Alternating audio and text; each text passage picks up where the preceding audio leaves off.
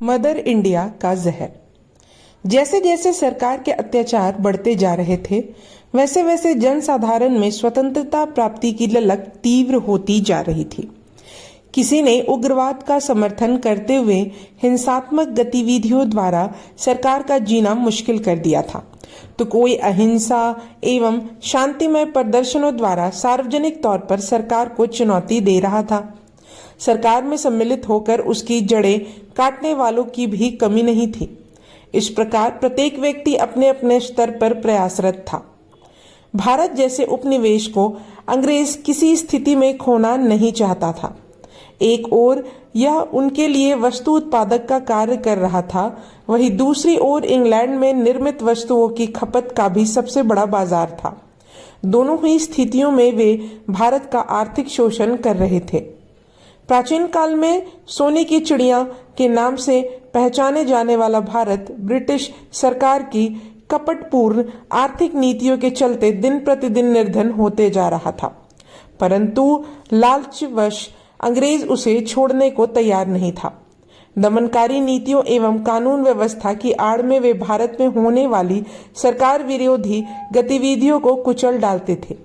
उन्होंने अहिंसात्मक आंदोलनों पर भी प्रतिबंध लगा दिया। साम दाम दंड भेद किसी भी तरह से विरोधियों को धूल चटा देना चाहते थे, परंतु सरोजिनी नायडू, महात्मा गांधी तथा कुछ अन्य महत्वपूर्ण नेताओं के प्रयासों के कारण भारत की आंतरिक दुर्दशा से अंतर्राष्ट्रीय समुदाय अवगत हो चुका था। इससे विश्व भर में इंग्लैंड की स्थिति और समर्थन कमजोर पड़ गया। अनेक दूसरे राष्ट्र उनके विरुद्ध भारतीयों की सहायता देने का मन बना चुके थे। स्थिति अधिक बिगड़ती, इससे पूर्व ही अंग्रेजों ने अपनी कुटिल बुद्धि से एक नया षड्यंत्र रच डाला। उन्होंने कैथरीन मेयो नामक एक लेखिका को भारतीय समाज के नकारात्मक पहलुओं पर पुस्तक लिखने के लिए प्रोत्साहित किया। इसके पीछे उनका मुख्य उद्देश्य विश्व समुदाय के समक्ष भारत को बदनाम करना था। कैथरीन द्वारा लिखित पुस्तक मदर इंडिया के नाम से प्रकाशित हुई। इसमें भारत संबंधित मनगढ़ंत तथ्यों का उल्लेख किया गया। पुस्तक में कहा गया था, भारत में स्वतंत्रता की लड़ाई वस्तुतः उन समुदायों का षड्यंत्र है जो सीधे साधे भारतीय लोगों को बहका रहे हैं। वे नहीं चाहते कि देश उन्नति करे, साधारण जनता आत्मनिर्भर बने। सरकार की सुधारक और कल्याणकारी नीतियों के विरुद्ध लोगों को भड़काकर वे शासक और प्रजा के बीच दूरियां पैदा कर रहे हैं। इस बढ़ते तनाव के कारण सरकार को कुछ कठोर कदम उठाने के लिए विवश होना पड़ा।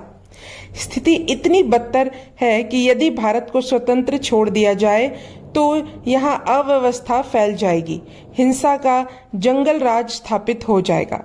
भारत को विश्व का गुरु कहा जाता है, लेकिन मुझे उसमें ऐसी कोई लक्षण दिखाई नहीं देते। आज भी लोग हमसे बहुत पिछड़े हुए और असभ्य हैं। कुछ ही दिनों में मदर इंडिया विश्व भर में चर्चा का विषय बन गई। उसमें वर्णित जहर ने अंतर्राष्ट्रीय स्तर के बुद्धिजीवियों, विचारकों एवं राजनीतिज्ञों को भी भ्रमित कर दिया। मदर इंडिया का प्रत्युत्तर। सन 1928 में अखिल भारतीय महिला समिति की ओर से सरोजिनी नायडू ने होनोलुलु के यात्रा की। यात्रा से पूर्व गांधी जी ने उनसे कहा था, कैथरीन ने मदर इंडिया द्वारा भारत की छवि को आघात पहुंचाया है। भारतीयों के अस्तित्व के संघर्ष को सांप्रदायिक रंग देने की कोशिश की है। मैं चाहता हूं कि होनोलुलु के बाद तुम अमेरिका और कनाडा जाकर भारत से संबंधित भारतीयों को दूर करने का प्रयास करो। कार्य कठिन है, परंतु मुझे विश्वास है कि तुम जैसी कवि हृदय नारी के लिए यह संभव हो जाएगा। तुम्हारी वाक्य कला पश्चिमी लोगों की आंखों पर पड़े भ्रम के पर्दे को हटा देगी। गांधी जी के विश्वास पर खरे उतरते हुए सरोजिनी ने पश्चिमी जगत के समक्ष भारतीय पक्ष को दृढ़ता के साथ रखा। अमेरिका में विद्वानों, लेखकों, बुद्धिजीवियों, विचारकों एवं राजनीतिज्ञों को संबंधित करते हुए उन्होंने कहा था, एक पुस्तक के आधार पर विश्व की अत्यंत प्राचीन सभ्यता और संस्कृति का आकलन करना सबसे बड़ी मूर्खता है। जो लोग भारतीय समाज को असभ्य और जंगली लोगों का समुदाय कहते हैं, निसंदेह वे इसकी आत्मा को नहीं पहचानते। वे यह भूल चुके हैं कि जब विश्व चलना सीख रहा था, तब उसे चलना सिखाने वाला भारत ही था। नालंदा विश्वविद्यालय से कौन परिचित नहीं है? इस स्रोत से ज्ञान की धारा बहकर संपूर्ण विश्व में फैली। भारत ने ही शून्य देकर मृत विज्ञान को सजीव किया। आज गुलामी की बेड़ियों में जकड़ा भारत स्वतंत्रता के लिए प्रयासरत है, और यह केवल किसी समुदाय विशेष एक समिति नहीं है, बल्कि भारत का हर नागरिक इसमें सम्मिलित है। यह राष्ट्र का सामूहिक संघर्ष है, जिसमें विभिन्न धर्मों और जातियों के लोग कंधा से कंधा मिलाकर उठ खड़े हुए हैं। यह निजी स्वार्थ की लड़ाई नहीं, वरन राष्ट्र के गौरव, सम्मान और आत्मनिर्भरता का संघर्ष है। भारतीयों को इस बात की परवाह नहीं है कि विश्व उनके बारे में क्या सोचता है।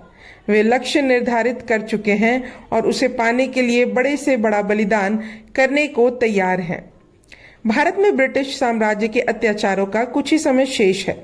शीघ्र ही वह दिन आएगा जब भारत के मस्तक पर विजयश्री का गौरवमयी तिलक होगा और वह विश्व में सम्मान के साथ पहचाना जाएगा। सरोजनी के वक्तव्यों, लेखों तथा सार्वजनिक मंच पर दिए गए भाषणों ने भारत विरोधी सभी भ्रांतियों को धो डाला।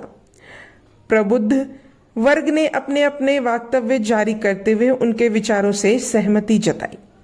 अमेरिका से भारत समर्थक एक बुद्धिजीवी ने महात्मा गांधी को लिखा था, सरोजनी नायडू की यात्रा आश्चर्यजनक रूप से सफल सिद्ध हुई है। उन्होंने सभी का दिल जीत लिया है। मैं सब जगह उनकी यात्रा के विषय में केवल प्रशंसा ही सुन रहा हूं। कैथरीन की मदर इंडिया को यह भारत की मदर इंडिया का प्रत्युत्तर था। यायावर चरण। सन 1929 में सरोजनी नायडू भारत लौट आई। यद्यपि बुरी तरह से थका देने वाली इस यात्रा ने उन्हें कमजोर कर दिया, तथापि गांधी जी के सौंपे गए कार्य को उन्होंने बखूबी पूरा किया था। उनके स्वागत लेख में गांधी जी ने लिखा था, पश्चिमी जगत में अनेक विजय करने के पश्चात यायावर चारण घर लौट आई है। यह तो काल ही बताएगा कि उन्होंने वहां जो प्रभाव डाला है वह कितना स्थायी है। तथापि यदि व्यक्तिगत अमेरिका सूत्रों से आने वाली सूचनाओं को उसकी कसौटी मान ले, तो यह कहा जा सकता है कि सरोजनी देवी के कार्य ने अमेरिकी मस्तिष्क पर बहुत गहरा प्रभाव अंकित किया है। अपनी दिग्विजय से वे ठीक उस समय लौटी हैं जब उन्होंने देश की असंख्य एवं जटिल समस्याओं के समाधान में योग देना है।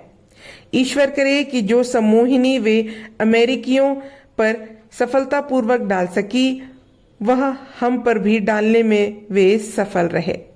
यह भाग यही समाप्त होता है। अब हम अगले भाग में जानेंगे पूर्ण स्वराज्य की मांग। तब तक के लिए धन्यवाद।